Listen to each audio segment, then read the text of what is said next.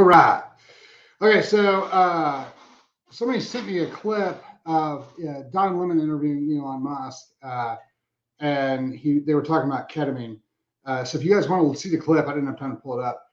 Just Google Musk, Don Lemon, and ketamine. First of all, I want to throw out the reason why that question was actually asked. Don Lemon doesn't care about your mental health. He doesn't care about helping people. What he was trying to do was show that Elon has mental issues, and he was trying to throw shade on him in front of his shareholders in the world, that he has depression and mental illness issues that he's hiding from people. That was the point of the question. It was not about tell us about ketamine to help other people. But Don Lemon's a shady, trashy person, and so you're going to get shady, trashy things that come from shady, trashy people. The thrust of that was, as oftentimes happens with those people when they try to throw shade on people about things they have no understanding of, it ends up being beneficial to people. Ketamine is amazing. Psychedelics are also quite fantastic. Psychedelic literally means to shed light on the psyche, to shed light on the soul. Because what happens with psychedelics, ketamine, LSD, psilocybin, all those, it breaks down the barriers between the conscious and the subconscious, allows your subconscious and conscious to actually kind of communicate. It is phenomenal for clearing depression, anxiety, PTSD, addictions, things like that. If you are not familiar with ketamine, you need to start looking at ketamine. If you have any issues that relate to anything dealing with stress, anxiety, depression, mental illness, any of those things. There are certain mental illnesses that it's contraindicated for, but go talk to these guys. Do not rule yourself out. I think schizophrenia is one of the only ones that we try to lean away from. Even bipolar. Some people won't do bipolar. That you can do bipolar work.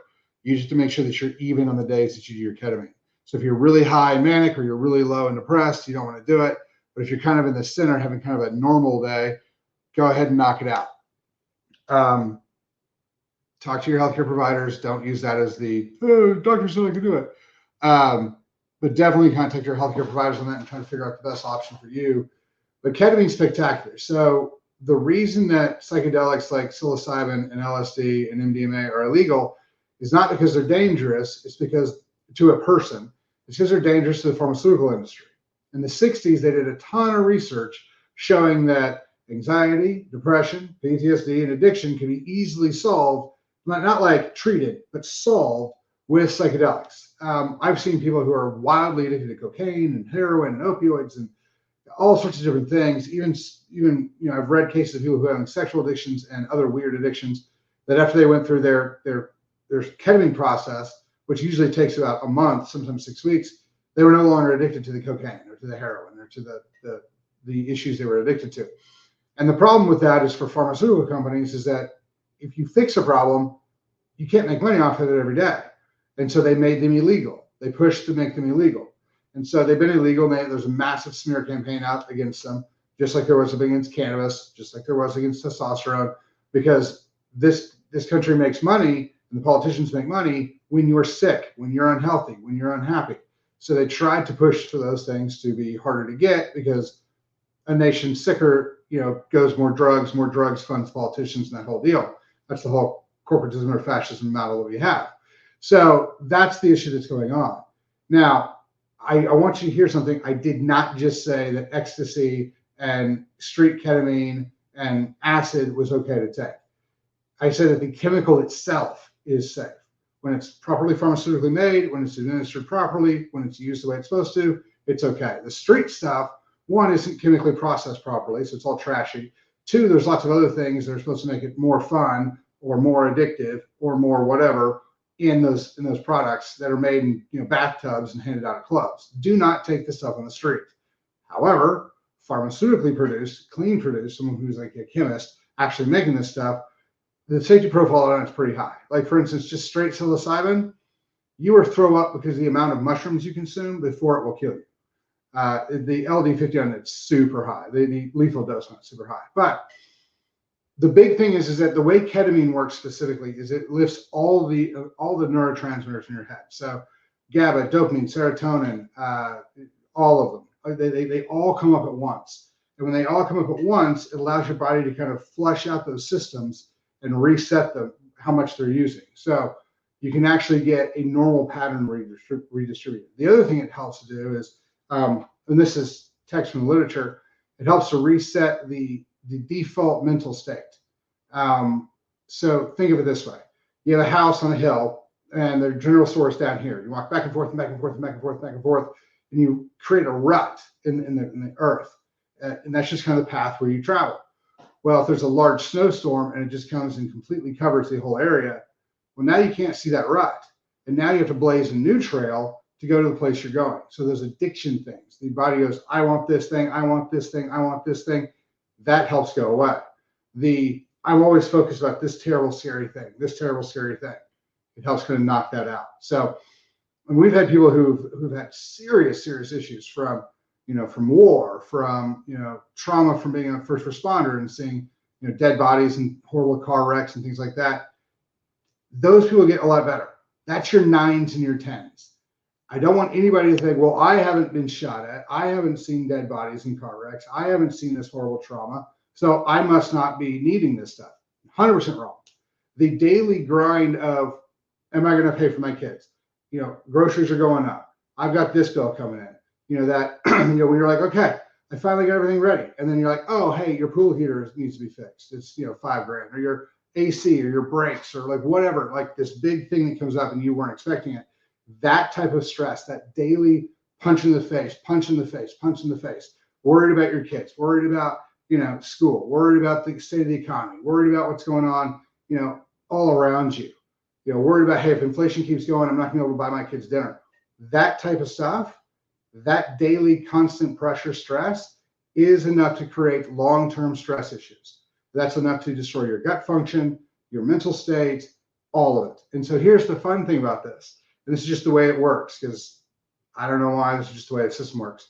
If you get more stressed out, you slide into a more sympathetic state. As you're more sympathetic, you're less parasympathetic.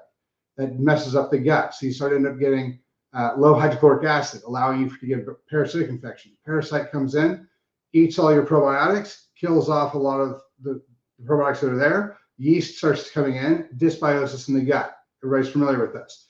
Here's the funny thing. The vast majority of the serotonin that your brain uses is made in your gut. So if your gut's all messed up, guess what you can't make?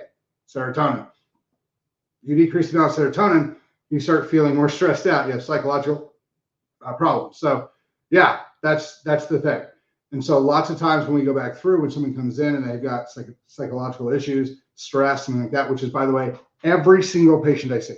Not like, well, 10% of my patients need psychological help. 100% of them have issues with stress, because we live in a society that is inundated with stress. If you're not stressed up to here, if it's just to here, oh, you're relaxed, you're fine, don't worry about that.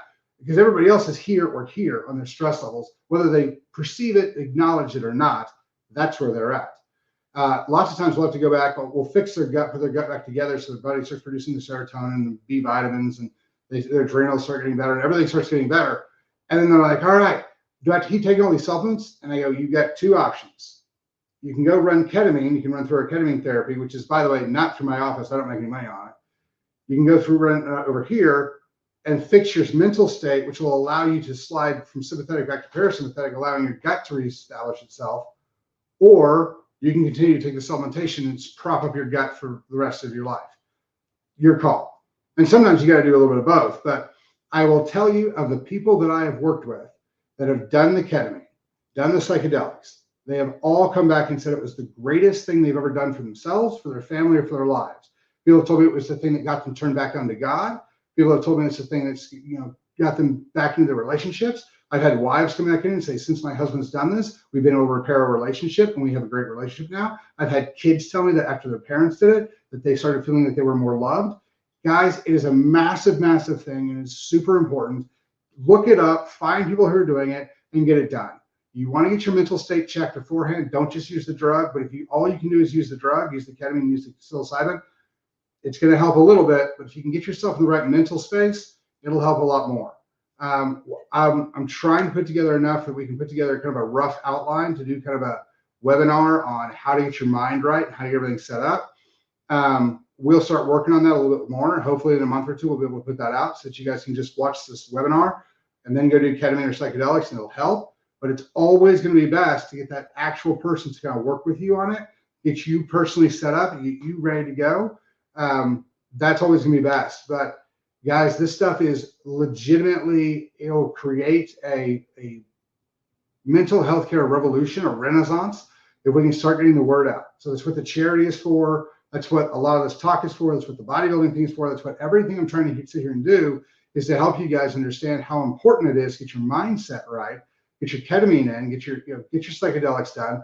Get this stuff pushed forward. It is wildly crazy important for you guys to look into.